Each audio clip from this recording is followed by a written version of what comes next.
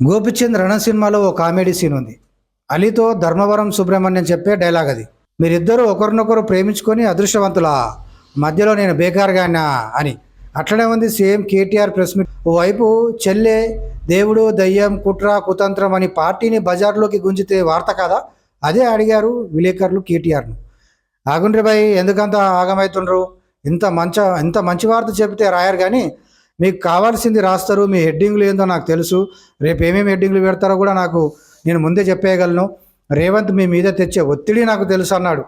అవక్కయ్యారు పాపం జర్నలిస్టు మిత్రులు. మీరేం పెడతారో, మీరేం హెడ్డింగ్ పెడతారో తెల్లారు నాకు తెలుసు. మీ బాధలు కూడా నాకు తెలుసు. మీ మేనేజ్మెంట్లో ఉండే అవస్థలు నాకు తెలుసు. రేవంత్ రెడ్డి గారి ఒత్తిళ్లు తెలుసు. కాబట్టి నేను ఎక్కువ చెప్పను. అంతకుముందు కేటీఆర్ మాట్లాడుతూ నేషనల్ హెరాల్డ్ కేసులో యంగ్ ఇండియా ఖాతాకు రేవంత్ బలవంతంగా చందాలు చేయించాడనే ఆరోపణల నేపథ్యంలో రాహుల్ సోనియా పేర్లతో పాటు రేవంత్ పేరుని కూడా ఈడీ చేర్చిందని, వెంటనే రేవంత్ రాజీనామా చేయాలని డిమాండ్ చేశాడు. అయితే ఆ వార్త ఏ మీడియాలో కూడా రాయలేదని ఆశ్చర్యం వ్యక్తం చేయడంతో పాటు చెల్లె కవిత గురించి అడిగేసరికి కష్టమన్నాడు జర్నలిస్టుల మీద. పార్టీలో ఇదంతా కామనే అని సరి చెప్పుకునే ప్రయత్నం చేసినా చెల్లె చేసింది తప్పేనని ఒప్పుకోవాల్సి వచ్చింది పాపం, గత్యంతరం లేక. ఉరుమి మంగళం మీద పడ్డ చందంగా అన్నా చెల్లెళ్ళు, తండ్రి బిడ్డలు, తండ్రి కొడుకుల మధ్య ఉన్న విభేదాలతో వాళ్ళు రచ్చకెక్కి మీడియా దీన్ని పెద్దగా చేస్తుంది, పెద్దగా రాస్తుంది, రాసి రంపాన పెడుతున్నారు అని నోరు పారేసుకోవడం ఏందో కేటీఆర్కు.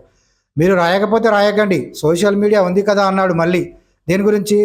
నేషనల్ హెరాల్డ్ విషయంలో. అంటే మెయిన్ మీడియాను నమ్మడం లేదన్నమాట. మీరు అధికారంలో ఉన్నప్పుడు కూడా ఈ మీడియానే ఇలాగే ఉంది కదా కేటీఆర్ సాబ్. అప్పుడు నచ్చిన మీడియా ఇప్పుడు ప్రతిపక్షంలోకి పోగానే చేదైంది కదా. చేతిలో వందల సోషల్ మీడియా హ్యాండిల్స్ ఉన్నాయనే ధైర్యం కావచ్చు, కోట్ల రూపాయలు వెచ్చిస్తున్నాను వాళ్ళే రాసి పడేస్తారనే మొండి ధీమా కావచ్చు. పాపం వర్కింగ్ జర్నలిస్టులను, మెయిన్ మీడియాను కళ్ళులో ఈగలెక్క తీసి పరేశాడు కేటీఆర్.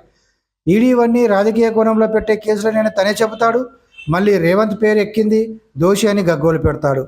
చెల్లె కవితతో పాడడం లేదు కానీ పనిలో పని మొన్నటి Delhi liquor scam ED case కూడా రాజకీయ కుట్రలో భాగమే అని చెప్పేవాడు. కానీ ఇప్పుడు చెల్లె వేరు పార్టీ కదా, అందుకే ఆమె పేరు ఆమె ఊసు తీయలేదు. ఇక్కడ కేటీఆర్ చెప్పిన విషయంలో క్లారిటీ మిస్ అయింది. ఈడీ రేవంత్పై కేసు పెట్టింది, అది నిజమే అని నమ్మమంటాడా, లేక రాజకీయ కుట్రలో భాగమేనంటాడా? బలవంతపు చందాల విషయానికి వద్దాం. టీఆర్ఎస్ బీఆర్ఎస్ చందాలు వసూలు చేయనిదే 1500 కోట్ల రూపాయల వరకు పార్టీ ఖాతాల్లో ఎలా వచ్చాయి?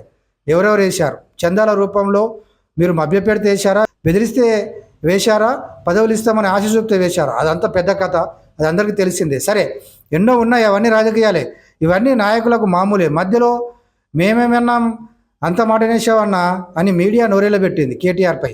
మీరేం పెడతారో, మీరేం హెడ్డింగ్ పెడతారో తెల్లారు నాకు తెలుసు. మీ బాధలు కూడా నాకు తెలుసు. మీ మేనేజ్మెంట్లో ఉండే అవస్థలు నాకు తెలుసు. రేవంత్ రెడ్డి గారి ఒత్తిళ్లు తెలుసు. కాబట్టి నేను ఎక్కువ చెప్పను. కష్టమన్నారు మీడియా మిత్రులంతా. కేటీఆర్పై గుర్రుమన్నది గుడ్లూరిమి చూసింది మీడియా. కేటీఆర్ మాత్రం వారి కోపానికి ఇంచుక మందం కూడా జంకలే. పోపోబోయ్, మీరు లేకపోతే నాకు నా సోషల్ మీడియా లేదా అని డోంట్ కేర్ అన్నట్టుగా లేచి దండం పెట్టి జారుకున్నాడు.